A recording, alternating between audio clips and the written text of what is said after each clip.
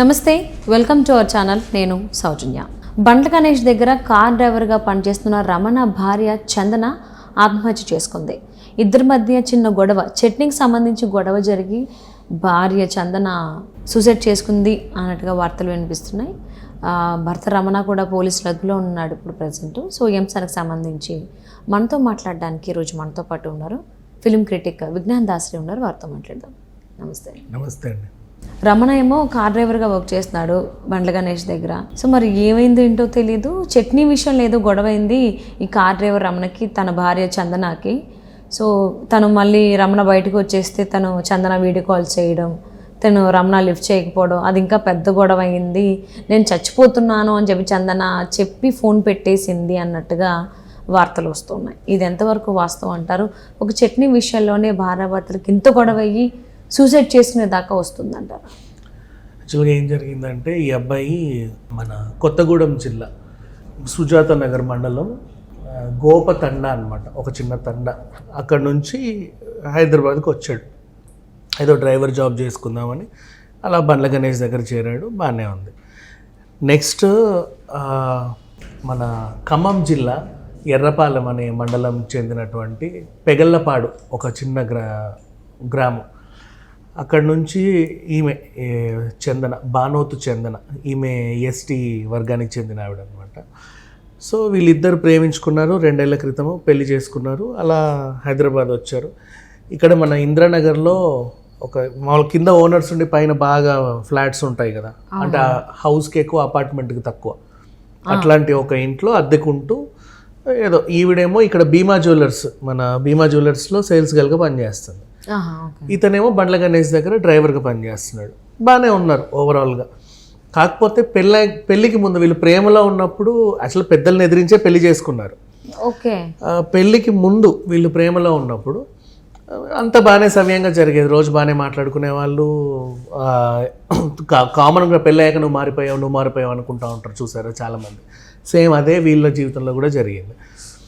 So పెళ్ళి తర్వాత నుంచి అంటే ఇప్పుడు బండ్ల గణేష్ ఆయన రాజకీయాల్లో ఉన్నాడు, సినిమాల్లో ఉన్నాడు, అండ్ ఎప్పుడు ఎక్కడెక్కడికి వెళ్తూ ఉంటాడు.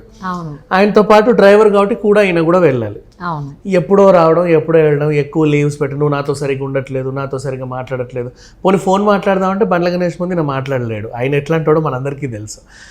కొంచెం ఈయన కూడా టైం దొరికేది కాదు, సరిగ్గా ఫోన్ మాట్లాడట్లేదు. అట్లా ఇట్లా చిన్న చిన్నగా గొడవలు అయితే స్టార్ట్ అవుతాయి. ఎక్కువ నువ్వు నాతో ఉండట్లేదు అనే గొడవలు అయితే స్టార్ట్ అవుతాయి. అట్లా చిన్న ఎప్పుడో ఒకప్పుడు ఇంటికి వస్తే ఆమె ఏదో సంతోషంగా అన్నం పెట్టండి, అమ్మాయి కనీసం ఇప్పుడన్నా వచ్చాడు, ఓ ముద్ద తింటాడు అని చెప్పేసి ప్రతి చోట ప్రతి దాని గొడవ. ఈ బట్టలు ఎందుకు ఇలా చేయలేదు, అదేంటి ఇలా ఉంది, ఇదేంటి అలా ఉంది, నువ్వు పొద్దున వెళ్తున్నావు సాయంత్రం వస్తే ఇల్లు పట్టించుకోవట్లేదు. అట్లా ఊకే గొడవలు అవుతానే ఉంటాయి. నిన్న జరిగిన గొడవ ఏంటంటే ఆల్రెడీ ఎప్పటి నుంచో జరిగే గొడవలే, ఇది పెద్ద విషయమే కదా, నిన్న కొత్తగా ఏం జరగల. వాళ్ళకి అన్నం పెట్టుకున్నాడు, ఆమె వడ్డించాల్సినంత వడ్డించేసుకుంది. పెరుగులోకి దానిలోకి చిన్నగా ఇంత మనం నార్మల్గా ఏదో ఒక చిన్న ఆవకాయ బద్దో లేకపోతే ఇంత చట్నీయో వేయమంటాం, అట్లా నార్మల్గా స్పూన్ తీసి వేసేసింది. ఇంతెందుకు వేసావు, నేను ఎవరేమన్నారు, చూడు నువ్వేం చేసి ఇప్పుడు ఇదంతా వేస్టే కదా, అదేంటి ఇదేంటి అని ఒక గొడవ. అట్లా స్టార్ట్ అయిన గొడవ ఇంత అంతంత అయ్యి ఇక ఆమెకు కూడా ఉంటుంది కదా ఆవేశం, ఇప్పుడు దీనికి ఏమంత అయిందని చెప్పేసి పెద్ద ఇదా అది ఇదని చెప్పి తను ఒక 2 మాటలు అంటది.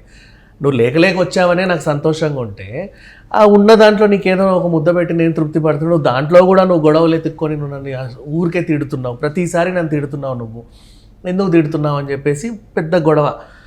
ఇక ఆయన ఏం చేశాడు, మళ్ళీ పొద్దున్న తెల్లారలేసి అంటే ఎర్లీ మార్నింగ్ 5కి 4కి వెళ్ళిపోతారు కదా వీళ్ళు. రాత్రి గొడవ అట్లాగే ఉంది. ఎడమొహం పెడమొహం వేసుకొని పడుకున్నారు. ఈవిడ ఇంకా బాధపడతానే ఉంది. ఎర్లీ మార్నింగ్ వెళ్ళిపోయాడు. ఈమెకి మనసు బాగాలేక స్నానం చేసేటప్పుడు తినేటప్పుడు ఎందుకో ఆలోచించుకుంటా ఉంది. వెళ్ళలా ఉద్యోగానికి కూడా, భీమా జ్యువెలర్స్ కూడా వెళ్ళలా, ఇంట్లో ఉండి ఈయనకి ఆమెకి ఏమనిపించిందో ఎందుకో ఇంకా వేస్ట్, నేను తల్లిదండ్రులను వదిలేసి ఈయన దగ్గరికి వచ్చా, ఈయన రోజు ఏదో చేస్తున్నాడు, పెళ్ళికి ముందు ఒకలా ఉన్నాడు, ప్రేమించుకునే రోజుల్లో బాగుండేవాడు, ఇప్పుడేంటో సరిగ్గా ఉండట్లా నాతో, ఎందుకు ఈ జీవితం అవసరమా నాకు, అంటే ఎవరు పడతారు ప్రతిదానికి, ఏమో ఏ ఆత్మగౌరవం అడ్డొచ్చిందో ఏంటో చనిపోదాం అనుకుంది. మోస్ట్లీ సూసైడ్ చేసుకునే వాళ్ళ మైండ్ టెన్స్ ఎలా ఉంటుందంటే, చావాలని వాళ్ళు చావాలని నిర్ణయం తీసుకున్న తర్వాత ఎవరన్నా లాస్ట్ మూమెంట్లో నన్ను కాపాడితే బాగుండు అనే ఫీలింగ్ ఉంటుంది వాళ్ళకి, ప్రతి ఒక్కరికి. అందుకే వాళ్ళు ఏం చేస్తారంటే ఎవరికైనా ఫోన్లు చేసి నేను చచ్చిపోతానని చెప్పడం, వాళ్ళు ఏమన్నా ఆపుతారేమో, లేకపోతే ఏమైనా ఉత్తరాలు రాయడం, సంథింగ్ దే డూ. అండ్ ఆ టైంలో ఒక్కసారి ఆయన మొహం చూడాలనిపించింది. వీడియో కాల్స్ చేసింది నాన్ స్టాప్గా. ఫస్ట్ ఫోన్లు చేసింది, వీడియో కాల్స్ చేసి నాకు కట్ చేస్తున్నాడు, లిఫ్ట్ చేయట్లా. అంటే నా మొహం చూడడం కూడా ఇష్టం లేదా వీడికి అనే ట్రాన్స్లోకి వెళ్ళిపోయింది.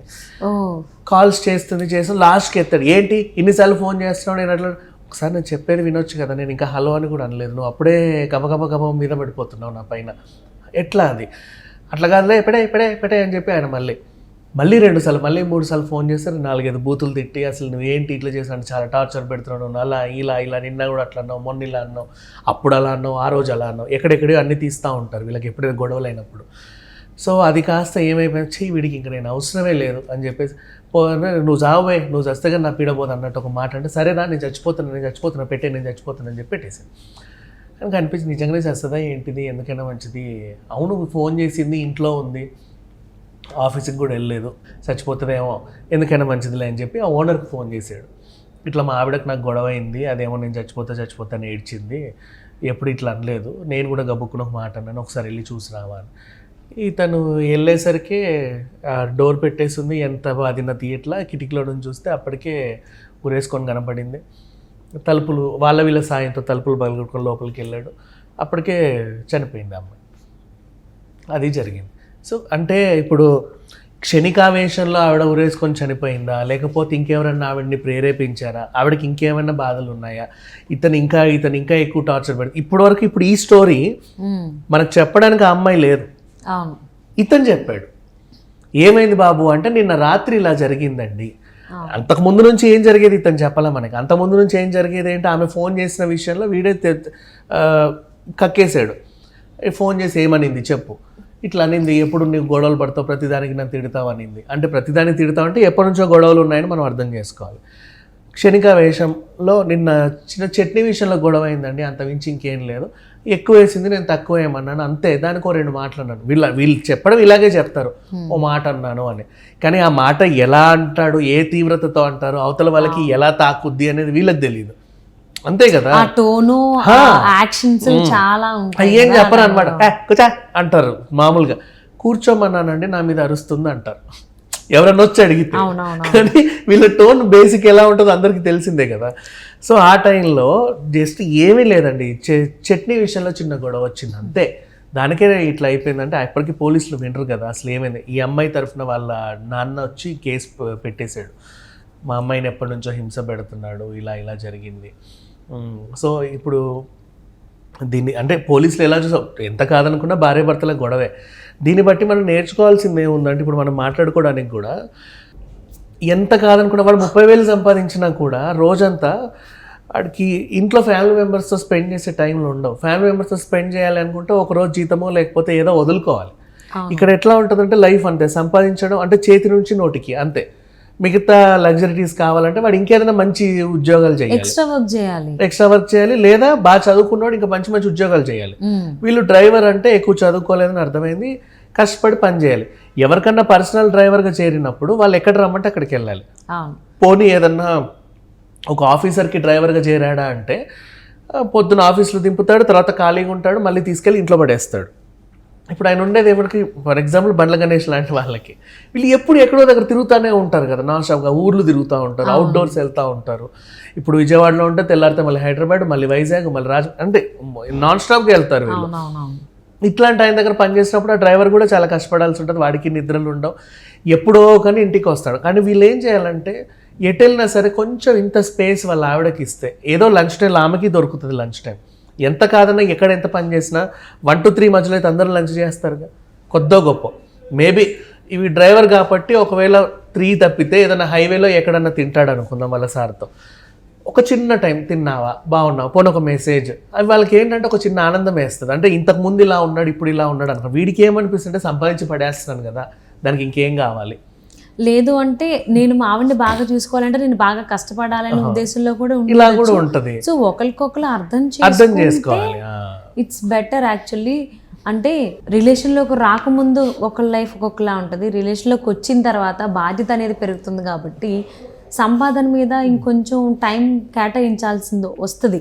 అండ్ థ్యాంక్ గాడ్ ఈమెన్ ఇంకేమన్నా లైక్ యునో వేరే అక్రమ సంబంధాలు పెట్టుకున్నావా అని అనుమానించి ఏమన్నా చేసాడో మనకు తెలియదు. ఎందుకంటే ఇప్పుడు మనకి చెప్పడానికి ఆ పిల్ల లేదు, అవును అవును ఇతని వెర్షనే వింటున్నాం మనం. ఎస్.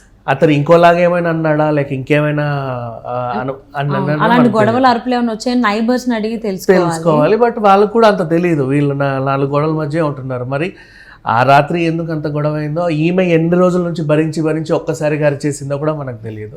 అంటే చనిపోదామని డిసైడ్ అయిందంటే ఆ రాత్రి గొడవ తీవ్రత మనం అర్థం చేసుకోవచ్చు, దాని పరిణామాలు కూడా మనకు అర్థమవుతాయి. ఒక్క చట్నీ విషయంలో అయితే మరి ఇంత పెద్ద గొడవ మనిషి ఊరేసుకునే వరకు అయితే రాదు. అంటే మేబీ వాళ్ళ పేరెంట్స్ కూడా అమ్మాయి వైపు లేరు కాబట్టి ఫ్రెండ్స్ కూడా ఎవరు లేరేమో షేర్ చేసుకోవడానికి. తన అనుకున్నవాడే ఆ మాట అనేసరికి తిట్టడము, టైం స్పెండ్ చేయట్లేదన్న బాధలోనూ నిజంగా మీరు అన్నట్టు క్షణికావేశంలోనే అది ఒక్కసారి ఆలోచించి ఉంటే ఒక్క నిమిషం ఆగుంటే బాగుండేది. ఇప్పుడు ఆమె వర్క్ కూడా ఎట్లా జ్యువెలరీ స్టోర్లో పనిచేస్తుంది, నైట్ ఎప్పుడో 11కే ఇంటికి వస్తుంది, మార్నింగ్ ఒక 11 కల్లా వెళ్ళిపోతుంది. ఆమెకి ఇంట్లో పనులు చేసుకునే అంత టైం కూడా ఉండదు, అంత ఆదరాబాద్ చేసుకోవాలి, తనకు తను ఫుడ్ పెట్టుకోవాలి, బోల్డ్ అని పనులు ఉంటాయి. ఎప్పుడో హస్బెండ్ వచ్చినప్పుడే తనకి ఒక చిన్న ఆనందం, అంతే. ఆ ఆనందం కూడా చిన్న గొడవలు అవుతుంటే తట్టుకోలేకపోయింది, అది సంగతి. అదే హోప్ సో తన ఆత్మకి శాంతి చేకూరాలని మనస్ఫూర్తిగా కోరుకుంటూ థ్యాంక్ యూ అండి. Thank you so much.